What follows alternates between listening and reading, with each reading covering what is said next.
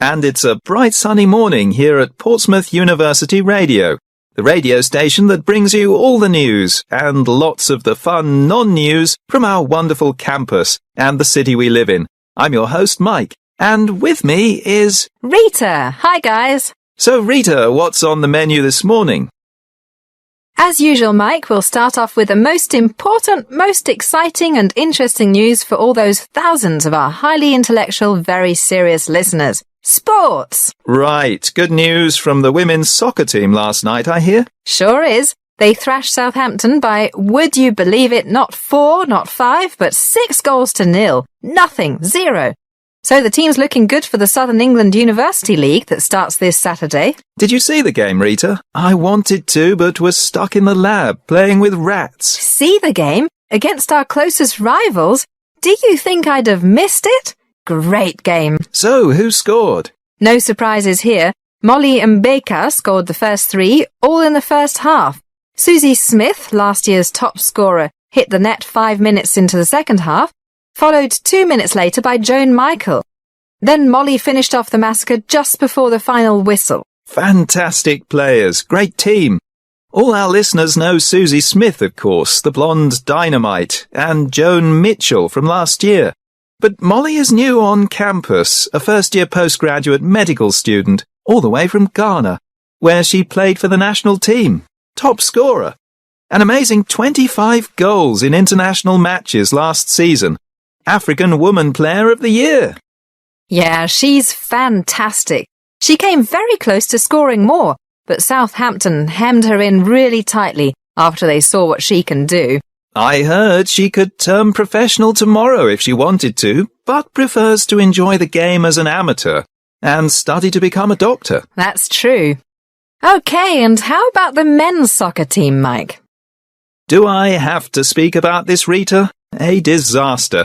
Played away at Bristol. I won't be surprised if some of them are too embarrassed to come back. Lost 6-2, and Bristol had their best 2 players watching from the sidelines because of injury. Let's change the subject. Good idea. No other sporting news today, but lots coming up this weekend. Now to the bad news from the Students' Union. Really bad news. Prices in the cafeteria and bar are going up by an average of 10% as from Monday. 75p for a cup of coffee. £4 for a pint of bitter. My favourite beer. So, complain. There's a demonstration planned for outside the Students' Union building at noon tomorrow. See you there, and you can phone us now, 8759 765, to tell us what you think.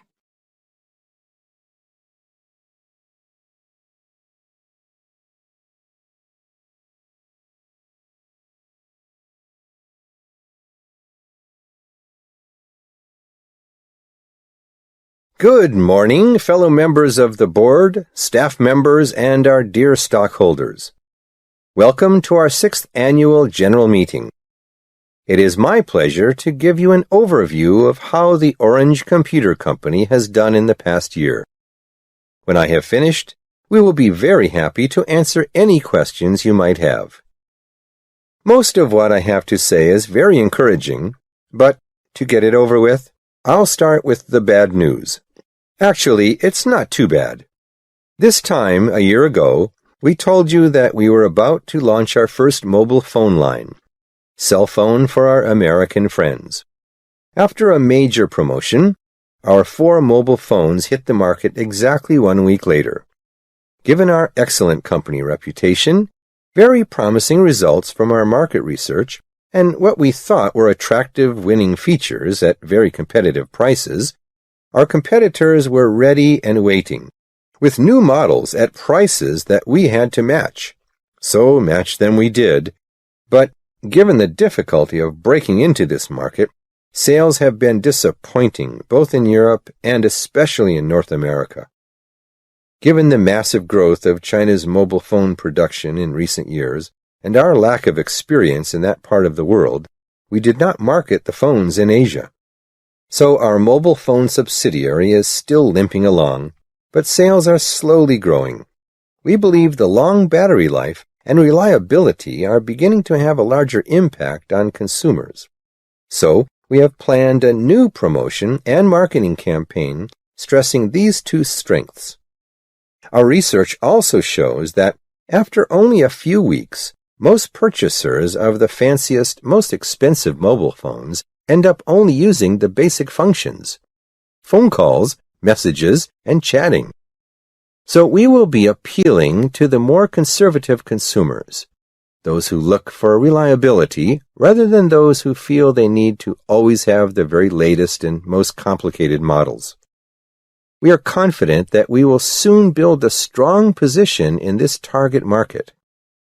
Now for the good news.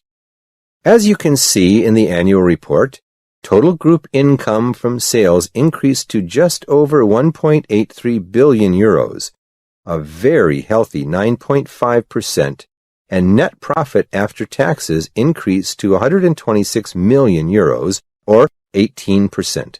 So you can look forward to a significant rise in share dividends and an even bigger increase in the value of your stock holdings in Orange Computers.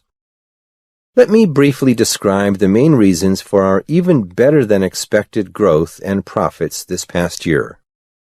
One is the fruits of our merger 4 years ago with Ribbon Optical, Europe's largest camera and CCD maker. Our decision to get into the high-end digital and professional camera market has proven to be the right one. We have been particularly successful in the medical imaging field. Starting from nothing 3 years ago, our equipment is now being used by 12% of Europe's hospitals, and we have already, after just 18 months, made a promising entry into the North American market.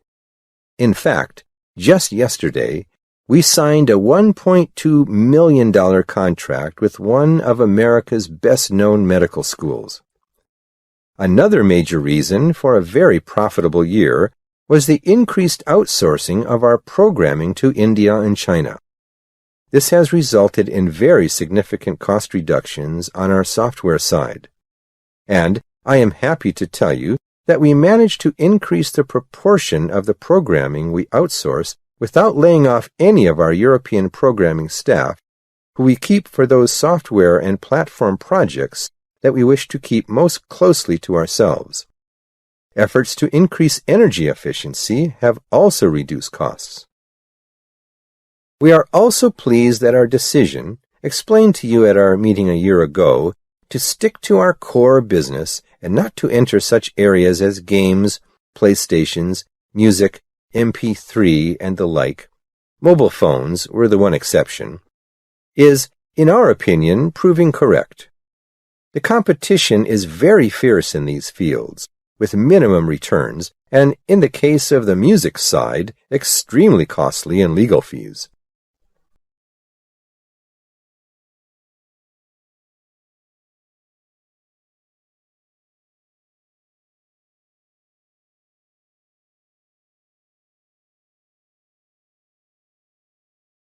Hi, Mr. Hayes. It's so great to see you again. Mary, one of my most favourite students. So, how are you? Well, to be honest, Mr. Hayes, not so good. That's why I wanted to see you. It's about university. So different from high school. Oh dear. Well, why don't we sit down over there and you can tell me all about it? Let's see if I can be of any help to you. Oh dear, I feel so stupid now. I shouldn't have bothered you. Don't be silly, Mary. We all need someone to speak to sometimes. And since your mother and father are in New Zealand, you probably feel a bit lost now and then. But before you say anything else, why don't you tell me all the things that you like about your new life at university? Gee, I don't know. I guess I like the city. Canterbury Cathedral is one of my favorite places. I often go there just to sit and think. Or just sit. Oh, I can quite understand that. And you've got the sea. I love the sea. And you are never more than a short cycle ride from the lovely Kent countryside. And how are your teachers? Oh, the profs are great. Not as good as you, but really interesting and always ready to explain things after class. But I don't know. They're really good. But I just can't seem to feel enthusiastic about studying anymore. Mary, Not a keen student anymore? My dear, that's so hard to believe. You were always so energetic and interested in all your studies, except German, if I remember correctly. But you still did very well in it. And you always wanted to major in biology, which is what you're doing now. Do you still enjoy biology? I don't know. I suppose so. But I kind of have to force myself to go to lectures and stuff. It all seems like a waste of time. Pointless. Mary, I think I know you quite well. You are obviously not feeling yourself. Are you feeling sad or worried about something? Not really sad, and I don't think I'm worried about anything in particular. It's just that nothing seems worth bothering with. Have you spoken with your mum or dad lately? Not since Easter. I send them emails, but they hardly ever reply, and they are never in when I try to phone them. Always out filming. Yes, Mary. That is sometimes the problem with very successful parents. They get so wrapped up in their work that they neglect their kids. Not intentional, but it happens. I guess, but at least I could speak to them sometimes when they were here in London. But now, well, I feel really alone at Canterbury. Have you made any friends there, Mary? You were always such a popular person here. It seemed you were in every club and sports team. President of the chess club. Have you joined any university clubs? Not really. Suppose I should. I'll check out the debating society once I get back. That's a good idea. Let me know how you get on.